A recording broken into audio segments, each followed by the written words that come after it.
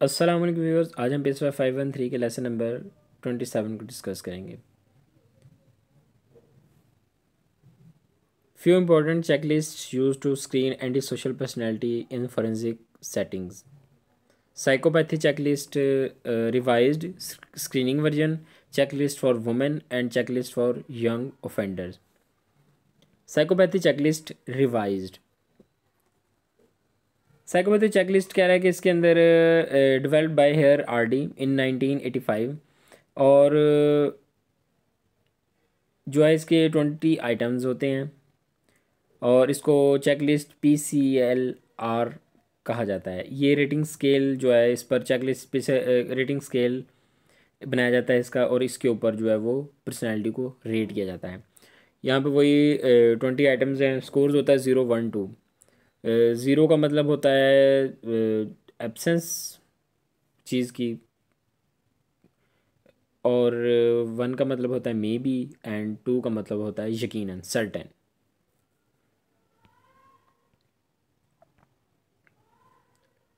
Different cut off source. 30 is standard cut off score.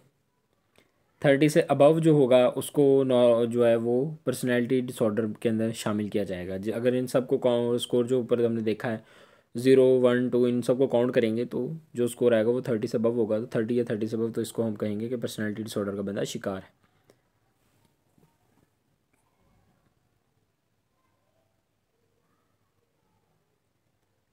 Items included in psychopathy checklist revised.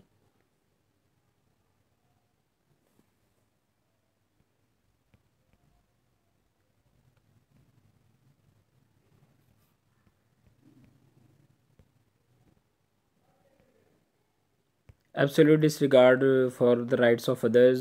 Cunning and manipulative होते हैं ये। Psychological lawyer होते हैं। Impulse control problem, irresponsible होते हैं।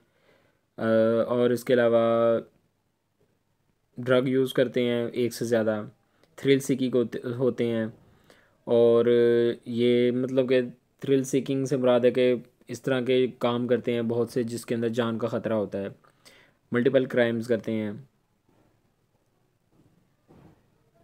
Psychopathy checklist screening version. वही ये empathy नहीं होती इन लोगों में। Take risk without thinking, irresponsible, ये वही सारी बातें कर रहा है इसके अंदर। इम्पल्सिव होते हैं, इनके कोई गोल्स नहीं होते। बिहेवियर जो होते हैं इनके वो एंटी सोशल बिहेवियर्स होते हैं। बिहेवियर का कंट्रोल नहीं होता, ख़ुद को कंट्रोल नहीं कर पाते, जो दिल करता है चीज़ का वो करते हैं। Psychopathy checklist for women. कुछ चेकलिस्ट जो हैं वो वुमेन के लिए सूटेबल हैं, लेकिन ज़्यादातर मेल्स के लिए इसके अंदर।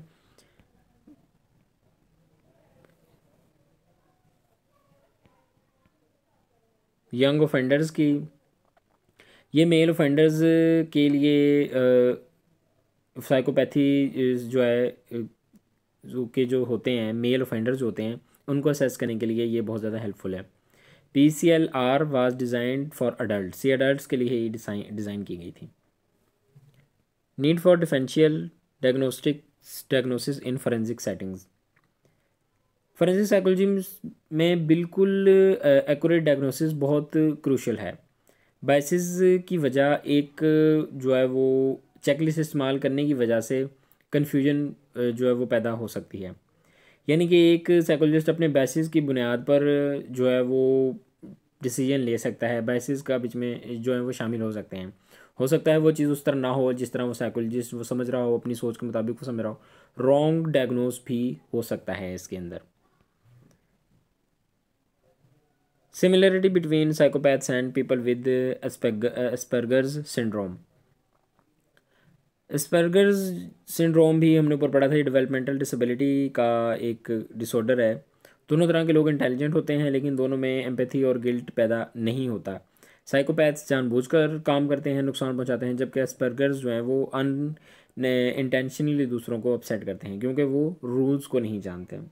एस्पर्गर्स रूल्स को नहीं जानते, इसलिए वो रूल तोड़ते हैं, और जो साइकोपैथ्स हैं वो रूल को जानबूझकर तोड़ते हैं।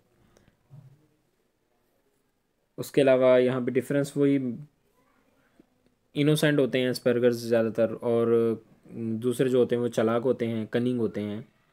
साइकोपैथ्स जो होते हैं, साइकोपैथ्स जो हैं झूठ बोलते हैं ज़्यादातर।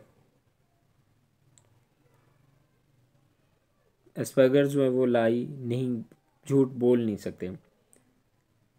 मल्टीपल ड्रग्स का इस्तेमाल करते हैं ये, लेकिन ये थ्रिल के लिए नहीं बल्कि सूरत हाल से कोप करने के लिए इस्तेमाल करते हैं ड्रग। एस्पर्गर्स में कुछ ख़ास चीज़ों के लिए बहुत ज़्यादा एक्सट्रीम लेवल का इंटरेस्ट पैदा हो जाता है। ये ज़्यादा स्वेयर किस्म के क्राइम में इन्वॉल्व आमतौर पर नहीं होते। ऑब्सेसिव इंटरेस्ट की यहाँ पे बात करें, जो मैंने आपको बता दिया, पहले भी इसका जिक्र आया है कि अगर एक 40 साल का 50 साल का बंदा है वो बच्चों के टॉय जमा करना शुरू कर देता है, उसको उसका शौक़ हो जाता है, तो वो बहुत ज़्यादा उसको जो है वो इस चीज़ को सीरियस लेता है। उसको अपने घर के बारे में इतना नॉलेज नहीं होगा जितना फिर उसको टॉयज़ के बारे में नॉलेज होगा।